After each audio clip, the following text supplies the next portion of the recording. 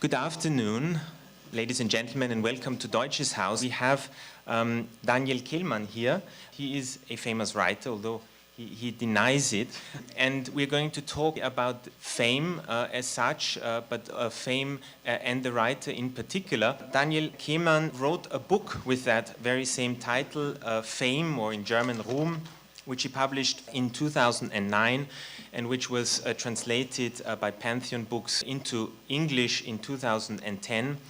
Daniel Kehlmann is mostly known and became famous, if I may say so, through his novel Measuring the World, Die Vermessung der Welt, which was read by 2 million, or sold by 2 million. It might have been read by a few people less than. So we're talking today about fame and the writer, and one of the first questions I have for you, Daniel, is fame has always been kind of an obsession for literature, even from its very origins. Would you agree with that? Yes, I mean that's a good point. The origins of literature in the Song of the Hero, of course. So in a way, literature was the earliest, the beginnings of in the beginnings, literature were about famous people, but also literature was what made them famous. Literature was in a way the price of the hero for being a hero, and the thing that that he wanted to get into. I'm aware that the word literature is, of course, very anachronistic here, but the thing that later became literature. I think it has remained a very interesting and important topic, not just for literature, but just that in the minds of people. When you publish a book called Fame, one of the first things people ask you in interviews usually has to do with celebrity and the cult of celebrity, and they talk about the fact that we live in such a celebrity-obsessed culture, which is of course true, but I think we've always lived in celebrity-obsessed cultures. So if you just think of one of the earliest books or the earliest pieces of literature, Homer, and the epic literature, it's all about famous people and how to become famous, right? And how to become famous. That's one of the fascinating things in Homer and in all the old songs of heroes, that these people are actually closer to comic book heroes than to what we think of heroes with a modern conscience. Because the thing that makes Achilles the greatest hero is actually the fact that he kills more people than anybody else. It's not so the idea that what the hero in a way makes him a hero is that he overcomes his fears, that he might actually be weaker than the others, but that he finds a way to be stronger by educating himself. All these beautiful ideas come in much later. Achilles is the strongest, therefore he's the greatest hero. And there's also a real beauty in this simplicity, because it's of course a simplicity lost to our not just to our consciousness, but you don't have to be a follower of Hegel to say we kind of had to move on from that and to develop other ideas of what human life is and should be. But in the origin, it's really very simple. Yeah. But if you look then at how civilization, in a sense, evolved, and with Christianity, there immediately came kind of a negative ring to fame, at least to human fame. Yeah, I think it came even earlier. I think the first moment when fame becomes something doubtful also happens already in Homer. That's when Odysseus goes down to the underworld, and there he actually meets Achilles, and Achilles tells him it's better to be the most unimportant and small human than to be me, but that. And that's, of course, it's above all an observation that it's better to be alive than anything else, to be alive even under the worst circumstances than not. But also that's the moment when, I think, when the idea that fame and and that to live on in the songs of posterity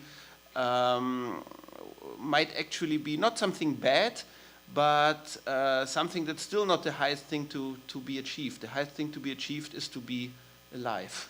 Right,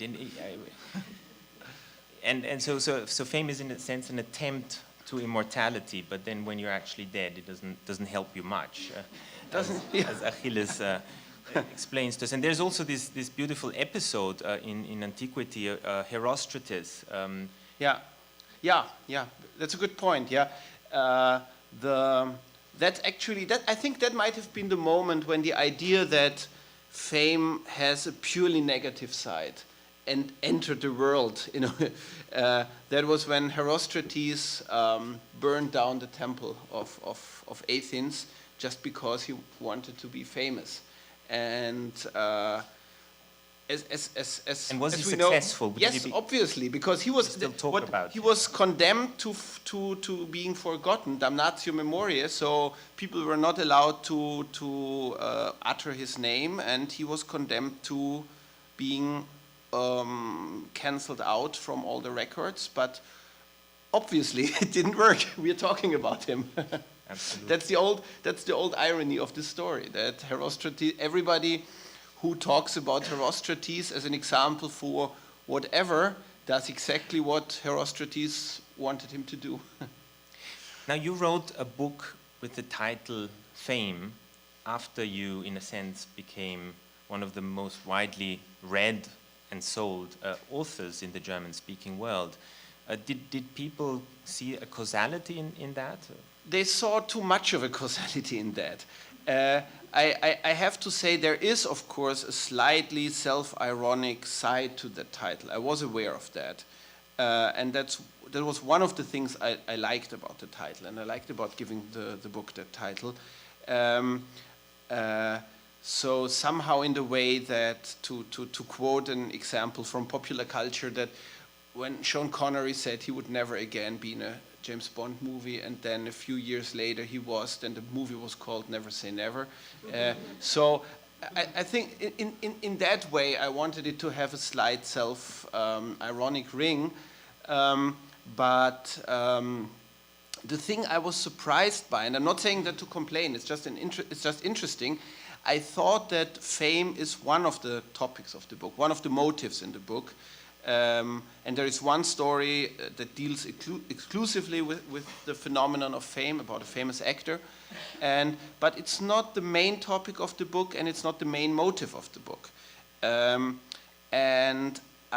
like titles which don't just clearly explain what the book is about, but that they kind of keep some of the mystery of the book and also slightly lead you in a wrong direction. And the thing I was surprised about was how much a strong one-word title like Fame, how much it determines the way people read a book and people talk about the book. You could compare this to the wonderful novel Money by Martin Amis, or maybe Success by Leon Feuchtwanger. These strong, resounding one-word titles, they have such a force that they make it difficult to approach a book really in an open and in an open way, and not to, and see that this is one of many motives. I'm not saying that to complain at all. I just found it interesting. I would still give the book the same title, just because I like that title. But there is no but. I just found found it interesting. I mean, the book is about fame, among other things, Yes. as you said, but it is, and that might have been a misunderstanding. It's not about you. It's not about your celebrity. It was quite funny for me when the book was published in the US. And when you publish a book in the US, you have to give interviews above all to National Public Radio, to all these radio stations across the country. And there all the questions were always about celebrity. And isn't it terrible how we have this, as I said, celebrity-obsessed culture and all this interest in celebrities? And I really didn't have much to say about that. I don't even know whether it's that terrible. I don't find it a very interesting phenomenon. But I think you do have something to say about it, and I think in the book there is a story which I find very fascinating. It is because there are many protagonists. There's not one single one, and there is a writer who many people say is a bit similar to you. But there's also a film actor, a German film actor, who is kind of something of a celebrity, and maybe you want to read a little bit from that, how he deals with fame, or how he doesn't deal with fame. Yeah, it's just I'll just read this one paragraph. It's about an actor who doesn't feel comfort. That story is actually about celebrity. You're right. It's about an actor who doesn't feel comfortable in the role of being recognized and known by literally everybody anymore, and the story is called "The Way Out" because that's what in normal. The story has a slightly surreal twist to the end, because actually you can't get out if you're known by everybody. Of course, you will be forgotten eventually, but it will take a while. So there is no way out of that. He had long suspected that the act of being photographed was wearing out his face. Was it possible that every time you were filmed, another person came into being, a less than perfect copy that ousted you from your own presence? It seemed to him that after years of being famous, only a part of him survived, and all he needed to be whole again was to die, and to be alone in the place he truly belonged, in films and in his myriad photographs. That body, the one that still breathed, felt hungry and wandered around for no good reason, would cease to be a burden to him. A body that in any case bore little resemblance to the film star. So much work and so much makeup, so much effort and remodeling went into making sure that he really looked like the Rolf Tanner on the screen. So Ralph Tanner, in a sense, he's a famous film star, and he meets, at some point in the novel, he meets an imitator, and the imitator is actually better than him. So yeah, a professional Rolf Tanner double, who makes his living off pretending to be him on parties. And there's a competition, and so the real Ralph Tanner imitates Ralph Tanner, and then the imitator gives him advice of what to do better, and it's not really working. Which isn't that impossible. Barry Gibb once had the idea to enter a Barry Gibb lookalike competition, and he made 5th place. That is true. So, and it's actually not even that surprising. I mean, not about Barry Gibb, but generally. I once heard the story that Ronald Reagan, he called in a radio competition about who knew most in the life of Ronald Reagan. And Ronald Reagan himself called, which I think is very nice, and competed, and he ended up 2nd. So he didn't win. But there is something about...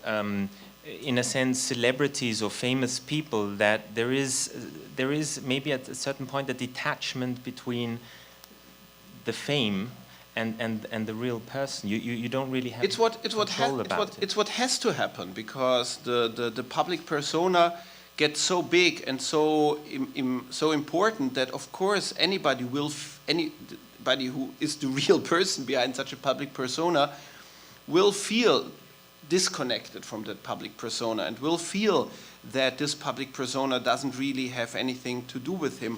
But what I find so interesting is the fact that this is actually an experience of everybody, always. It's just amplified by the phenomenon of fame. but it's we all, or most of us actually, maybe this doesn't apply to some really enlightened people in the world, but to the rest of us, I think we all live with the feeling that deep in our heart we are completely different than, or maybe not completely, but significantly different than how people see us, how people perceive us. It's one of the, I think, one of the basic psychological aspects of how we live, that we always feel there is a real us, a real me that people don't really know. Maybe nobody really knows it. And I think actually the opposite is true. Philosophers have pointed that out again and again. I think this is an important thing, that actually who we are is the person we really are is the person that we develop in the way we act in the world. So it's a bit like feeling our own voice, like hearing our own voice in a recording. We always feel like this is not my real voice. This is just, maybe the tape recorder wasn't so good, or something was just strange that day. But the fact is, the voice that the other people always hear and that you only hear on the tape recorder is your real voice. And the persona that other people perceive in you, the people who really know you, this is you. And but this is something we all are not really able to accept, and that's something I find fascinating. You deal in this novel, which is also interesting, a novel in 9 episodes. Mm-hmm. You deal also with the fact that fame is really not anymore in today's society limited to the very few lucky celebrities, but it is potentially available for everybody through the change of technology. Andy Warhol famously said in the 60s that everybody has his 15 minutes of fame, and you kind of discuss this urge of many people, maybe an urge we all have, to become famous or to become known, to leave traces on the internet, for example. There's one episode about an internet-obsessed young man, yes, and he, I'm not sure he wants to be famous, but he wants to be somewhere else than in his real life, and this somewhere else is the internet, and it's also the stories of his favorite writers. So he wants desperately to be in a story by Leo Richter, this writer character in the book. I'm not that sure he wants to be in a character in the story because he wants to be famous. He feels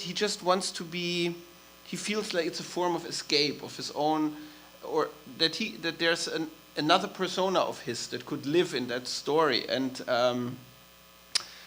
of course it doesn't work. The writer totally ignores him.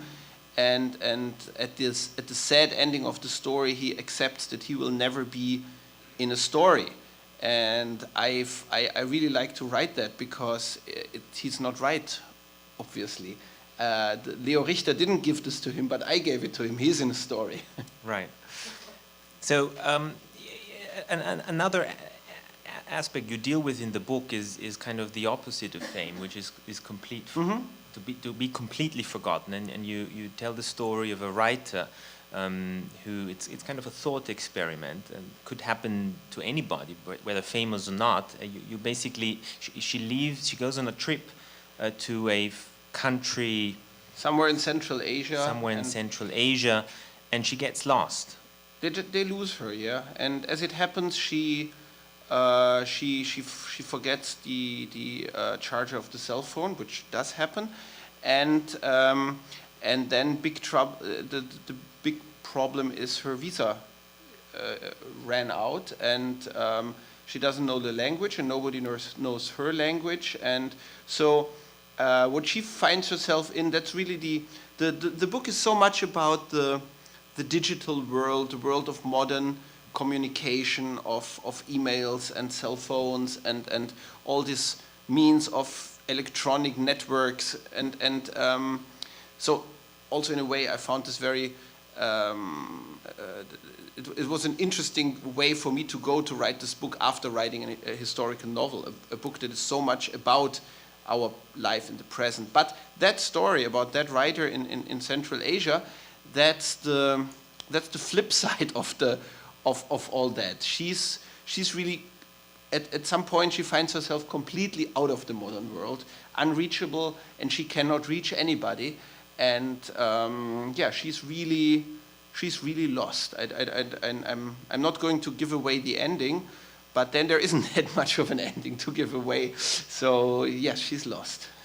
So in a sense, this could correspond a little bit to a secret wish of famous people or of us all, no? To be able to shed this life that we have completely and to disappear.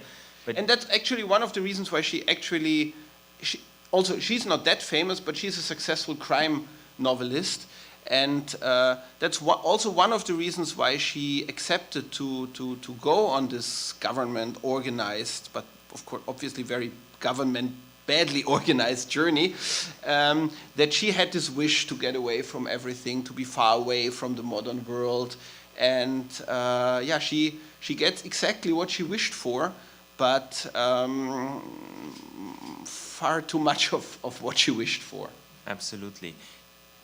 The novel has often been seen, and I think rightly so, as a critique on the what in German is called Kulturbetrieb or Literaturbetrieb, or the literary circus, which we are right now part of as well. We're part of the Penn Festival, which is all about famous and well-known writers from around the world and who come together for a short period of time. Was this something you wanted to criticize? How in a sense, we have access to literature today rather than maybe how it used to be, that you just simply maybe not even knew about the authors and writers or didn't know how they looked like, but you just simply read the books if you liked them? I wouldn't say that criticizing that was one of the things I really wanted to, that were foremost on my mind when I wrote the book. But I think it is an important topic to talk about, and of course it also comes up in the novel. And of course it's a weird place to talk about this, being part of a festival right now.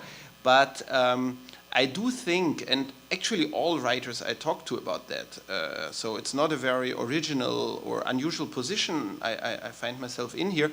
I do think that literature, the way literature is organized by society, in a way, it goes too much into the direction of events and panels and readings and again other forms of panels. So in a way, what a even moderately successful writer does these days is spend 1 or 2 years, maybe more, but let's say 1 or 2 years on writing a book, and then spending 1 year on all kinds of panels explaining the book he wrote. And it has become so normal that that most of the time we don't even find that strange. Of course, you wrote a book. Could you please come and talk to us about what you wanted to achieve, why you did it, why? And but in a way, somehow it feels. Somehow it also feels like you spend so much time of putting all these things together, and now you have to publicly disassemble them again and again and again and again. So you sometimes contradict yourself when you talk about your books, or do you just find yourself saying more or less always the same? Only in the beginning. I mean, when a book is published, then you give interviews, and then you sometimes actually do contradict yourself, because in a way, many of these answers about what did you want with your book, why did you put in this or that, the opposite would be as true as would also be true. You could, like when I just said that wasn't really on my mind when I wrote the book. It's true, it wasn't that much on my mind, but in a way, of course, it was a topic I was thinking about. So I could also have said, yes, that was on my mind. That was a lot on my mind when I wrote the book, and it wouldn't have been totally wrong.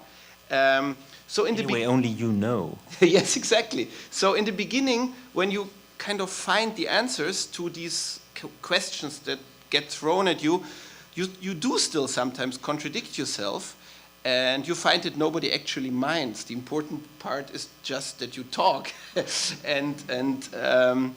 And after a while, something sets in which is much more dangerous. And because contradicting yourself isn't dangerous. It's more of an interesting thought process. Also, to correct yourself is always good. But what then sets in is kind of mechanical thing of you know the questions and you know what you're gonna say, and then you just move through the book tour on autopilot, and that's in a way the opposite of creativity. That's the position as far removed from creating something new, as far removed from that as possible, and that's something potentially harmful, I think, to the creative mind, whatever that may be, or to any mind, actually. Would you mind reading us an episode about how this writer, Leo Richter, is doing on his book tour? Yeah, just one page. Before I read this, I have to say there's, when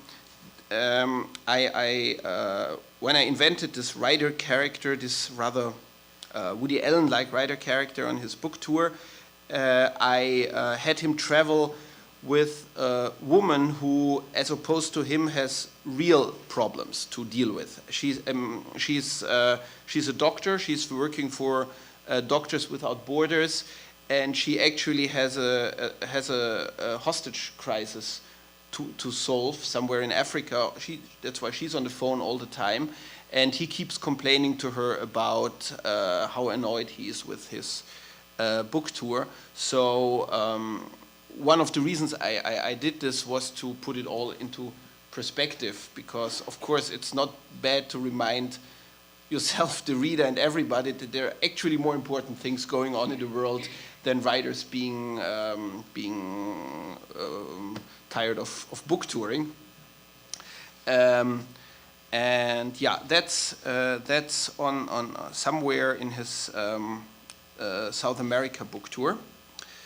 And there's Leo has to go to a reception by the German ambassador after his reading. The official residence was on a hill high above the flickering lights of the city. The sky was black and the cloud cover low, no stars to be seen. Liveried men carried little trays around, and everywhere there were Germans standing, shoulders back, serious expressions, glass in hand, stiff, looking grimly earnest.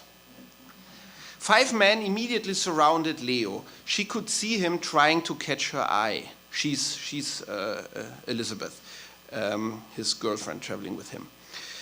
His look was murderous. He seemed to be radiating waves of sheer destructiveness, of such force that everyone there would have to sense them. In the bathtub, he was saying, all my ideas, always. A thin man blocked her path, held out his hand and said, "Charmed, von Stückenbrock." It took her a moment to realize he was introducing himself. A second man joined them and said, "Delighted, Becker." Then a third, "Seifert, Siemens. I run Siemens, local operations, that is." Then he launched into a long account of how he'd read Leo's most recent book on the train from Bebra to Dortmund. Interesting, wasn't it? Indeed, she said, searching his face for some trace of irony, humor, anything. Stückenbrot asked where her husband got his ideas from. Who? Oh, I see. No, he's not my... in the bathtub. Oh, said Becker. All 3 men leaned forward. His ideas, she said, that's where he always has them, in the bathtub. Remarkable, said Seifert. Your first time here? Asked Becker. She nodded. The conversation died. The 3 men stood around her in silence, rigid, knotted up inside, prisoners of themselves, cast up by fate on the shores of a hideous place, far distant from their equally hideous homeland. Elizabeth opened her mouth and shut it again, unable to think of a thing to say. She felt as if she was being made to talk to washing machines or fire hydrants or robots with whom she had no common language. Then her phone rang. For the first time in days, it was a relief. Excusing herself with an apologetic gesture, she ran out. I have to ask you now, of course, where do you get your ideas? In the bathtub, always. Do you get that question? Not not anymore. That is actually a very good question. I'm very happy to answer because the puzzlement about this question is actually one of the parts in the book that are absolutely autobiographic.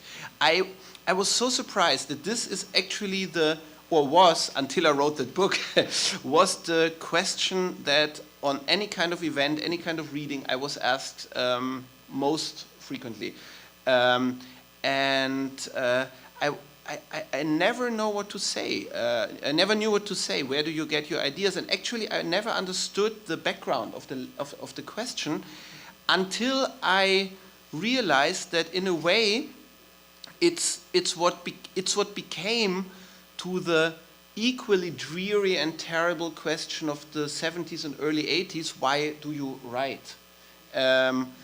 Because I saw that back then writers complained about always being asked, why do you write? And in a way, that's a question with some social and political background. Why do you write in a world like this? Do you want to change something? What did you make? And so, but where do you get your ideas from is the question, why do you write, developed into an age of Innerlichkeit and in an age where the idea that writers have or want to change the world is not that much a topic anymore. So I think an interesting sociological treatise could actually be written about that question, but I'm not going to do that. The funniest thing that happened to me after I made fun, or that happened after I made fun of that question in this book, was that there was an article about 2 or 3 months after this book came out about a literary reading in I think it was in Frankfurt, and the writer was the German writer Wilhelm Genazzino. He opened the panel for questions, and the first question was, where do you get your ideas? And then they all started to laugh. That's what it said in the article. And somebody shouted, that was the Kehlmann question. And so coming back to the 80s question, do you write to change the world? It seems like I did change the world a tiny little bit. Because this question is yes, no longer possible. Or it wasn't for a few months. Now people have forgotten. Now it's back. Speaking of questions, of course, I would like to invite you now to ask the question. I already took away the question of where he got his ideas, but you're welcome to ask a question. We will have a microphone, but maybe if you need a little time to think of one, I want to ask one more question myself, and that is really about fame in the German-speaking world. Because there is an ambivalence there as well with successful writers, and I remember the discussion that you were so successful, that you sold so many books, which is not necessarily a good thing in the German speaking. It's not, no. Yeah, but I don't think it's a purely German phenomenon. I think it was kind of strange and puzzling to me that many people's opinion about measuring the world changed over time while the book kept appearing on the bestseller list. And of course, when that happens to you and you wrote a book which got rave reviews when it comes out and which now gets all these snide remarks, also publicly, just because it's still selling so well, you feel, in the beginning, you feel quite insulted and you feel it's so unjust, but then I realized that it's a very normal and very very human thing. And actually, who helped me understand this was the great French sociologist Pierre Bourdieu, because it is true that one of the reasons we read books or we deal with books in our life is what he calls distinction, to make a difference, to be that art, any kind of art, always has this aspect that it puts us into a certain position in society. Most of us are in denial about that, but I think it is true. There is the sociological aspect to what we read and what we talk about, and why we, what books we talk about and how we refer to these books. And then, of course, a book that sells very well, it's a very simple, even mathematical truth, cannot give you that much distinction anymore, because everybody else will also have read it. So it's totally normal and natural that a book that whose ability to give you distinction gets a little bit, whose ability to give you distinction gets has decreased a little bit, also decreases a little bit in how people think and talk about it. It still feels insulting, but I found my peace with this, because I think it's so normal and it's such a natural reaction that I find it in myself too. I have this reaction that when a book is a huge bestseller, I feel like, yeah, maybe I don't have to read it, maybe later. And I even found this reaction paradoxically in myself, entering a plane, seeing somebody read Measuring the World and thinking, come on, you're one of these bestseller readers? So, I mean, then of course I corrected myself. I know this is a wonderful person reading my book. But this reaction towards wanting to distance yourself from something successful, it is very German, but it's not just German. It's something that any society has. It's a little bit less common in the U.S. because here in the U.S. the relationship society has towards success is less complicated than in Germany. But I'm sure basically when it comes to books, it's different with movies, but when it comes to books, it's basically the same. Next book you will write, you will have to write it so difficult to read and so complicated that nobody will read, that it's not going to be a success. Only very few people I'm distinguished. Unfortunately, this is exactly what I'm working on, but we'll see. I wonder if we could move from the point of view of the writer and celebrity to the audience. Mm-hmm. There are tens of thousands of books published each year. A small number get the same kind of marketing push, at least in our country. Many of them get wonderful reviews. What do you think is the key for some books really to become so famous and such bestsellers? Quality books and others not? I really don't know, and I think nobody knows. If it's a real miracle, and of course many people are working on that to find that out.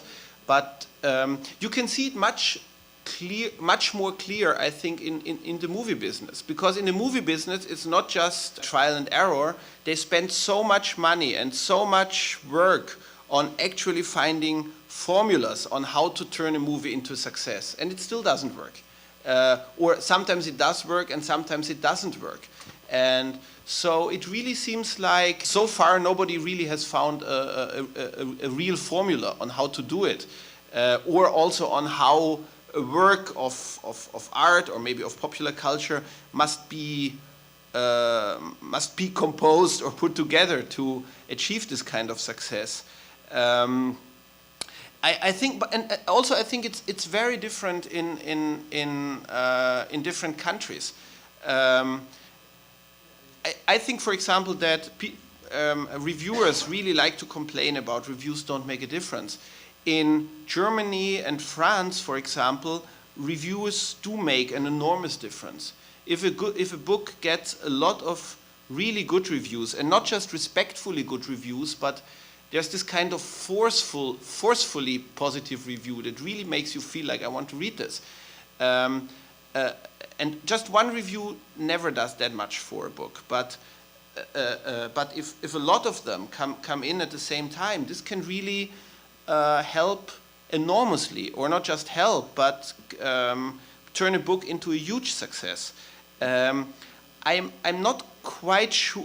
I don't really understand how marketing or marketing is such a problematic word. How doing publicity for a book really works in the US, because, for example, most papers here would never run an interview with a writer, even a very, very famous writer. So it mostly really comes down to National Public Radio and the New York Times. And so a few weeks ago, I said to one of the people working for my American publisher, I said, I have no idea how you actually, if I would be working for an American publisher, I would have no idea what to do actually with a book, how to help a book, how you can actually get a book to a big audience over here. I have no idea how you do it. And she said, yeah, you know, that's the problem. So, all I'm saying is I can't really tell you anything about the works in the US because I'm still working on understanding it, and I don't. I don't know how writers became famous before the printing press, but since then we do know. And I think you did it the hard way by writing a good book. This takes time and energy and a lot of thought. Others do it by simply going to a public relations expert who buys television time and newspaper ads and gets you on the radio. And before you know it, you're famous. It's just a suggestion for the next time around. But I have to say, actually, when I said I'm working on that, on writing a very complicated book that nobody will want to read, I was joking. But actually, I wasn't totally joking, because after Measuring the World, that's actually what I felt I was doing. I was writing a very dark and complicated book, a novel in short stories, that much fewer people would want to read. That was, and at that moment, that was actually liberating for me, because after bestseller of this size, you feel like, can I ever repeat this?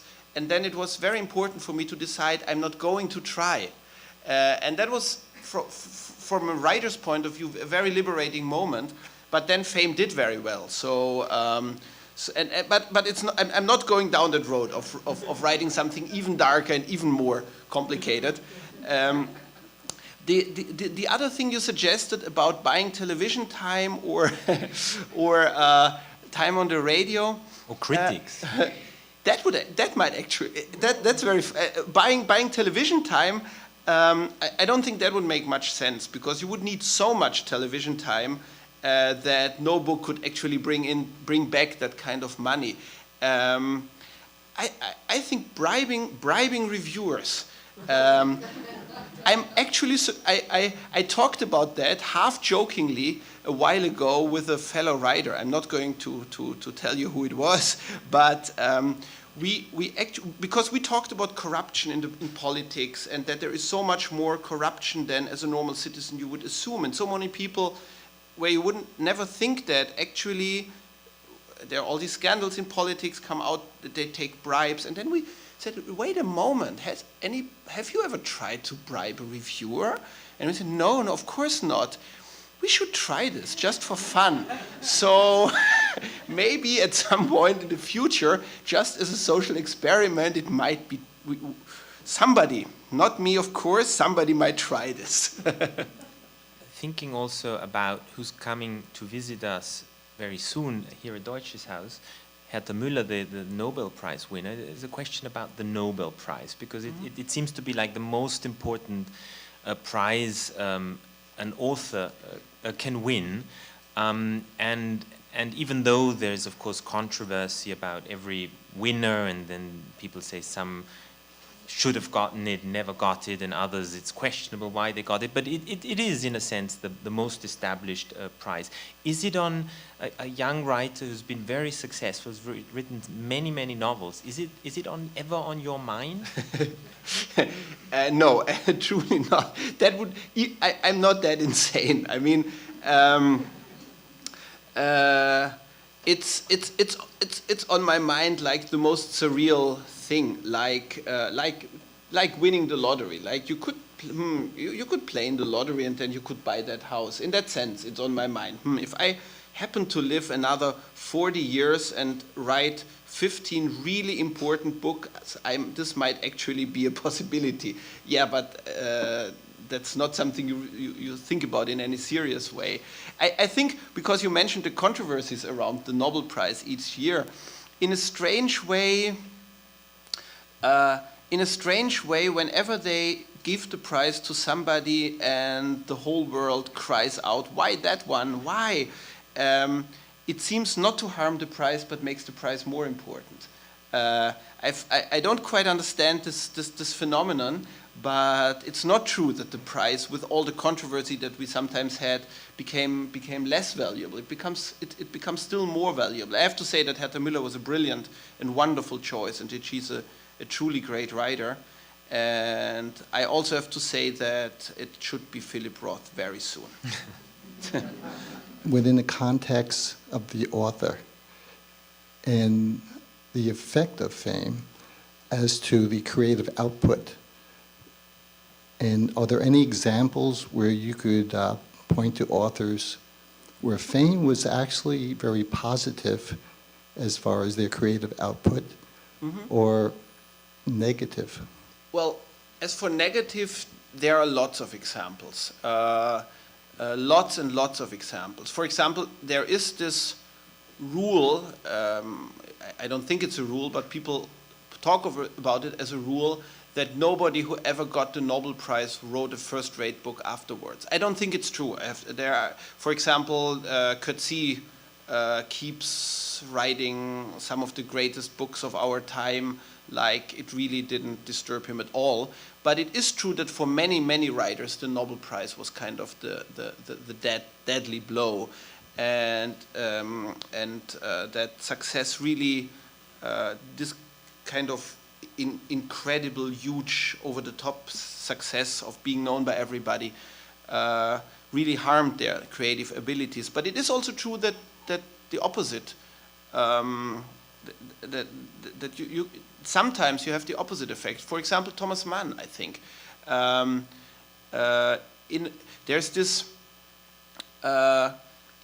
There's a great line in the autobiography of his brother Heinrich Mann, which goes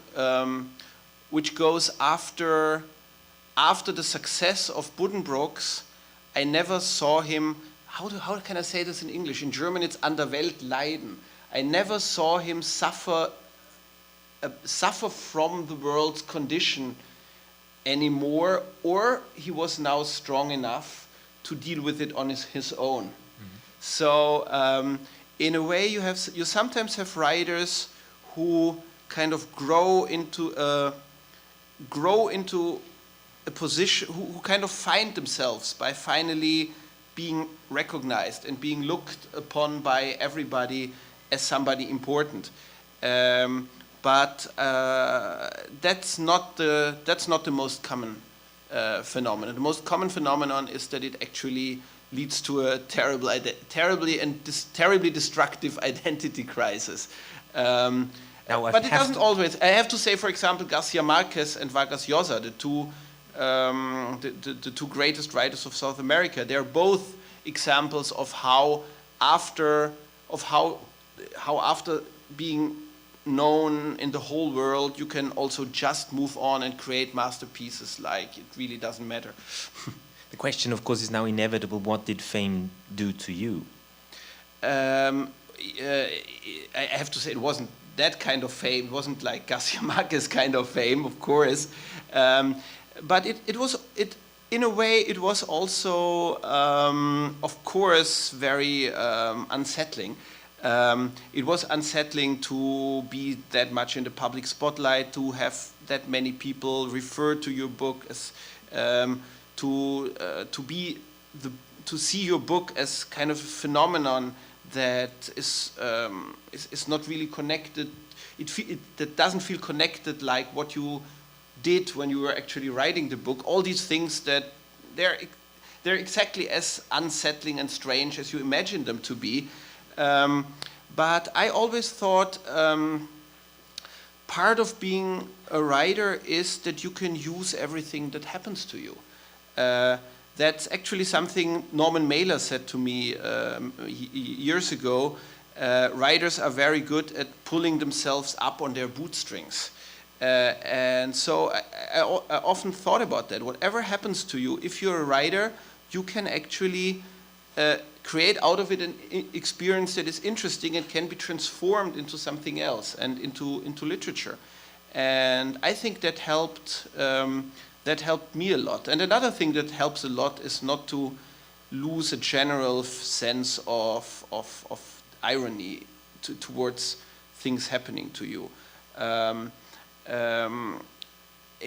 In a way, when you're a writer and you're not very successful, which I was for 10 years, and you write book after book and nobody's that much interested, you always have to keep in yourself the sense of important. I'm doing something important, and you always think of yourself as more important than other people think of you, and then it suddenly turns around. It's like the weird thing success does is that suddenly other people think you are very important, and you don't feel as important as they think you are. And irony and humor is a very useful way of reacting to that. Thank you so much, Daniel Kehlmann. Thank you very much for coming, and hope to see you soon at Deutsches Haus. Thank you. Thank you very much.